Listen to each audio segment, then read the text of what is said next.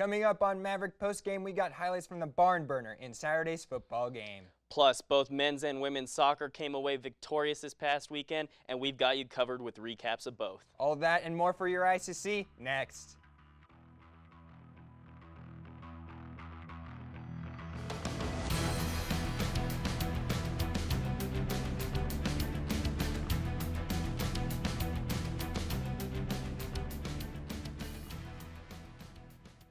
Homecoming week has come and gone, and we are now heading into the last couple of weeks in the semester. Welcome to Maverick Postgame. I'm Joe Azer, and to my left is Bryce Reedy. And Bryce, what would you think about a game that combined for a total of 78 points? I think it'd be a pretty exciting match, and that's exactly what we got on Saturday when CMU football took on Western New Mexico in the homecoming game. Let's take you to the highlights now from Stoker Stadium as the Mavericks were taking on the Mustangs in this RMAC event. As the team comes out, there were a huge turnout for this game. Fans are really into it. Start things off on the first drive. DJ Hubbard, 16 yards out, tiptoes into the end zone, 7-0 Mavericks. And the Mavericks would add a touchdown of their own, and then in their third offensive drive of the game, it's Rubacaba on play action. Who's he going to find? Well, it's going to be Marcus Hines, 23 yards, 21-0 the score, heading into the second quarter. However, the Mustangs weren't going to be going away that easily as Mitch Glassman goes deep down the sideline. Caught on the sideline, sets up a field goal to make it 21-3. All right, and now it's Glassman looks once again, and he finds Larry Young on a long ball, 49 yards. That will make the score 10-21.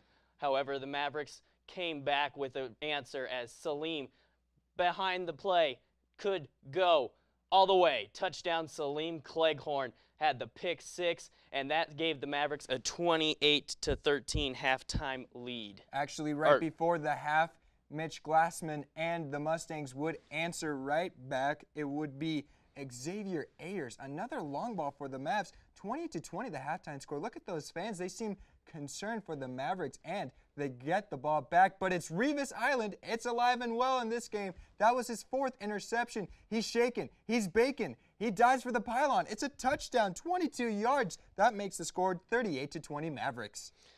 Then the Mavericks weren't done there as Rubacaba sets it up, goes back and finds C.J. Frenchlove, that's right, Frenchlove, for a 15-yard touchdown to put the Mavericks up 45-20. Well, we've shown you a lot of highlights of Rubacaba throwing, but how about the speed on the quarterback? Look at that. Breaks a nice 10 yards and goes all the way. And then here comes David Tan, 38-yard touchdown, and he is going to go all the way. That is all that she wrote. Mavericks very happy with their game. That would be a 50-26 victory. The Mavs double the Mustangs in points. Quarterback Sean Rubacaba threw for 173 yards and 3 touchdowns. The running game was great too with Rubacaba, Hubbard, and Tan running for over 100 yards each as well. But the big story once again is the defense. We got more on that later, but now we take it back to Stoker where Bryce had a chance to catch up with players and Coach Russ Martin after the game. All right, I'm here with running back DJ Hubbard. So DJ, just describe the feeling after the win. Epic. Great win. We came out fast. We let off a little bit, and I think it really showed us how what team we are, how we came out second half and regained momentum. And first homecoming that we've won in a while, and, hey, it feels great. I think defensively what helped us out was our front. We knew we needed to get good pass rush, so I give it all to our front line guys. Milo didn't come until after, but a lot of our guys, Aquino, all them dudes, freaking names are not coming to mind right now, but just entire front handled it, and I think that's what helped us out in the passing game, which gave a lot of pressure to the quarterback to where he made a lot of throws over, and we made plays on those, so I think that really helped us out. It was a very good football game. We knew going into the game, Western New Mexico is a very explosive offensive football team. Anybody that was here, you've seen that quarterback. Mitch Glassman can really throw the ball. He's got a rocket. He's got some talented receivers. The running back is really, really talented. And so we knew he was going to be battling. I think what happened when we got up early, I think our guys had a little bit of letdown. I think everybody kind of thought, hey, we got this in the bag. But they came storming back, give them great credit. They kind of stymied us on our offense with their defense there in the second quarter. But I was very, very proud of the way our guys came back the third quarter. Defense comes up huge again with a couple of big interceptions, pick six on 2 of them, helped to separate the game. The offense then kind of took control of the clock, and we were able to get some touchdowns. So very proud of our guys in a great game.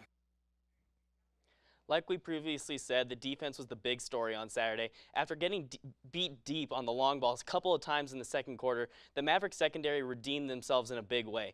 4 interceptions in this game and 2 pick sixes. The old saying is defense wins championships, and the Maverick defense is definitely playing like a championship caliber defense. Cleghorn has 5 interceptions, and the team has 16 in total on the season. Revis Island is still in tip-top shape, with the corner adding 4 picks of his own so far. 16 is also the number of total sacks the team has up to this point, for a combined total of 125-yard losses for the opponent. The defense is great, but we can't forget about the running game as well, as CMU has been able to rack up the yards on the ground. DJ Hubbard has 6 touchdowns and over 600 yards through 7 games, with his 2 supporting cast members, David Tan and Jonathan Beverly, combining for 6 touchdowns of their own and more than 750 yards. But how about quarterback Sean Rubalcaba? The dual threat QB has 313 rushing yards, and he's found the end zone 3 times using his feet. The defense and run game has helped the Mavericks go undefeated in the RMAC at 5-0 and 6-1 overall. However, the toughest part of their schedule has yet to come. With more on that, we have a special report from Justin Bell. The football team has an RMAC championship in mind, and if they want to be the best, they need to beat the best. That is exactly what the Mavs will try to do in the next 3 weeks, and it begins with the matchup at Fort Lewis this Saturday. The Skyhawks are 4-3 on the year and figure to be the toughest team the Mavs have faced so far. The Skyhawks are led by dual-threat quarterback Jordan Doyle.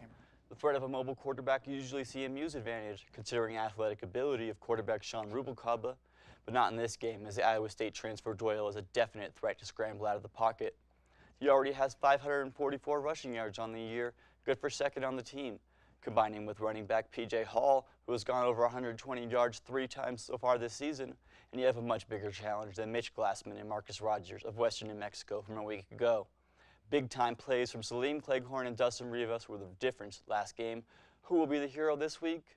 My guess is linebacker Tom Sager. The 6'7" linebacker is known for his flashy plays, but he really gets it done in the scoring department, as he's also the Mavs' leading tackler. 41 on the year, more than a doubling Blake Nelson, who has 21. The great play of the secondary will always be a strength of the CMU defense, but Sager and the dynamic presence, and he really makes the team go. He really looks to be a key part in this Saturday's game. Back to you guys in the studio.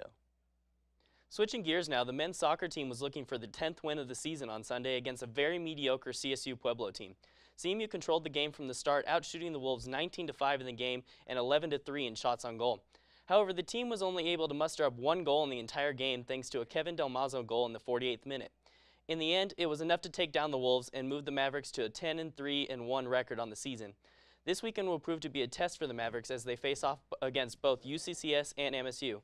CMU will be looking for revenge against MSU, as they were one of the 3 teams to beat them this season. However, they are on the road this time, and kickoff is going to be set for 1 p.m. on Sunday. Now, Coach Jason Clare has shown improvement with the CMU women's soccer team from last year. Unfortunately, the record remained identical. Multiple close games got away from the Mavs, and they have had to settle for ties and heartbreaking losses. That all changed, however, on Sunday in Denver when CMU faced off against Metro State. Freshman Lauren Thompson scored her 2nd collision goal off of a header, and then Brooklyn Minke scored not 1, not 2, but 3 goals in the last 10 minutes for her first career hat trick in the Mavs' 4-0 win over the Roadrunners. CMU handed the Metro their worst loss since 2001, and the Mavericks finally got that much-deserved 2nd win of the season. Coach Clare and the girls finally have a record to show improvements, and they'll take their confidence with them when they finish up RMAC play with 2 games at home. The first this Friday against CSU Pueblo, and the second this Sunday against New Mexico Highlands. Volleyball was also in action this weekend as they were looking to stay over 500 for the season. After sweeping Fort Lewis on Friday, the team went up against an Adams State team on Saturday. The match went the distance, however, the Mavericks came up on the short end. Despite winning the categories of points, kills, aces, assists, and digs, the team couldn't pull it out in the 5th set, losing 15-4. CMU now sits at 10-9 on the season and 8-3 in the RMAC. Volleyball will look to improve upon their RMAC record as they go up against UCCS and Metro this weekend. It's time to award our Maverick of the Week, and anytime you score the school's first hat trick since 2006, you should be recognized. And that is why Brooklyn Minky is our Maverick of the Week. They say to save the best for last, and that is exactly what Minky did on Sunday, scoring 3 goals in 9 minutes in the last 10 minutes of regulation. That is Lionel Messi good, and she is a deserving award for Maverick of the Week. Congrats to the team. That will just about do it for us. Remember, as always, to check back with us next week to see our bright-eyed, bushy-tailed faces on your screen as we recap all the latest happenings in CMU sports. With Bryce Reedy, I am Joe Azar, wishing you a happy week, CMU.